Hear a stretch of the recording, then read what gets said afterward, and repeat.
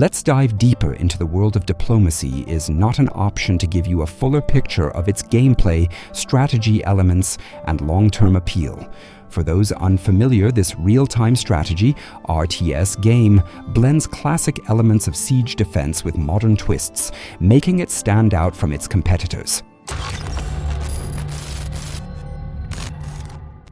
In Diplomacy is not an option. You find yourself in the role of a medieval lord, fending off endless waves of enemies while managing your city's economy and resources. The setting is both familiar and refreshing. Rather than a sprawling high fantasy world, you're given the gritty task of building, defending, and expanding a small feudal society that's constantly under attack. You're not just a leader, but also a survivor. The game begins modestly. You start with a handful of settlers whose job is to establish the basic necessities: food production, shelter, and raw material extraction. The initial phases of Diplomacy is not an option, resemble those of any classic city builder, but it's clear from the beginning that something more intense is on the horizon. Once you've gathered enough resources and built some defenses, you're faced with your first challenge: a wave of angry peasants or other hostiles trying to tear down everything you've built. Quick break for a message in my own interest. If you're enjoying this content, don't forget to subscribe for more gaming videos and reviews. Hit the like button and leave a comment to support the channel. It really helps me out. Now back to the video. Enjoy the rest. Where this game sets itself apart from other city builders is in how it handles these sieges. Unlike in many strategy games where battles are more isolated or involve smaller skirmishes, Diplomacy is not an option, focuses on massive waves of enemies. You must balance expanding your city with ensuring it can withstand each incoming assault, and this balance is where the game's true challenge lies. Early on, the attacks are manageable, but they quickly escalate in both intensity and size. Before long, you're facing thousands of enemies swarming toward your gates, and it's here that Diplomacy is not an option truly shines. The construction of defensive structures plays a key role in surviving these waves. You'll need to build walls, towers, and traps in strategic locations to slow down or funnel enemy forces into kill zones. The game's level of customization in terms of base building means that no two cities will look or function exactly the same, giving players plenty of creative freedom. Yet while you're busy micromanaging your defenses, the game also expects you to keep your economy running smoothly. Farms need to produce food, workers need to gather resources, and new soldiers need to be trained, all while your settlement grows larger and more difficult to manage. Combat is where Diplomacy is not an option truly stands out. The sheer scale of the battles feels exhilarating, especially when thousands of enemies charge at your carefully laid defenses. The sense of urgency and panic as you scramble to shore up weak points in your defenses or rally your troops to a breach is one of the game's strongest aspects.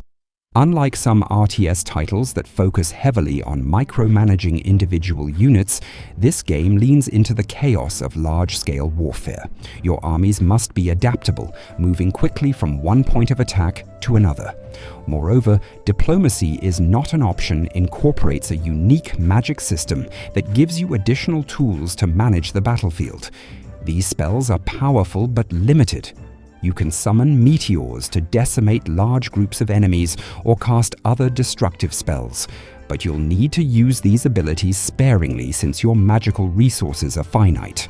This system adds another layer of strategy to the game as you need to decide when it's best to unleash these devastating abilities. It's a satisfying mix of resource management and power fantasy, with the game constantly pushing you to use every tool at your disposal to survive. The economy plays just as important a role as the combat. If your citizens aren't happy or well-fed, productivity drops, and your army might not grow as quickly as you need it to. Managing resources is always a balancing act. Focusing too much on military expansion might leave you without enough food to sustain your population, while too little investment in defense could lead to catastrophic breaches. The game forces you to think critically about each decision you make. Another standout feature is the campaign, which adds narrative depth and variety to the gameplay. Rather than just surviving endless waves of enemies, the campaign introduces specific objectives and challenges. You might need to assault an enemy fortress, defend a critical point, or make difficult decisions about which faction to align with. The addition of narrative layers keeps the game feeling fresh as you progress through its story. One thing to note is that diplomacy is not an option, doesn't pull any punches when it comes to difficulty. The game is unapologetically challenging, particularly in the later stages when enemy forces number in the thousands. This difficulty, however, is balanced by how rewarding success feels. Every wave you survive, every city you manage to fortify in time, feels like a hard-earned victory. The art style is distinct and charming in its simplicity. It's not the most graphically intense game out there, but the polygonal look is effective, especially when you're dealing with hundreds or thousands of units on screen at once. The game's visuals are clean, allowing you to focus on the strategic elements without unnecessary distractions. Finally, it's important to mention the improvements made since the game's early access days. The developers have refined the pathfinding, added new units, and polished the user interface to make the final version much more streamlined and enjoyable. While there are still some areas where the game could improve, such as faction diversity and the depth of the research tree, the overall experience is a well-rounded and highly engaging RTS that will keep you coming back for more. In conclusion, diplomacy is not an option, delivers a highly satisfying blend of strategy, resource management, and large-scale combat.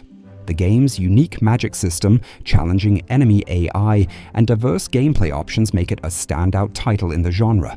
Whether you're a fan of defense-heavy strategy games or just looking for something new to sink your teeth into, this one is definitely worth your time. That wraps up our in-depth breakdown of Diplomacy is Not an Option. Have you played the game yet? What's your strategy for surviving those massive waves of enemies? Let us know in the comments below. And don't forget to like, subscribe, and hit the bell for more in-depth gaming breakdowns and reviews right here on GamePulse. Thanks for watching, and we'll see you in the next one.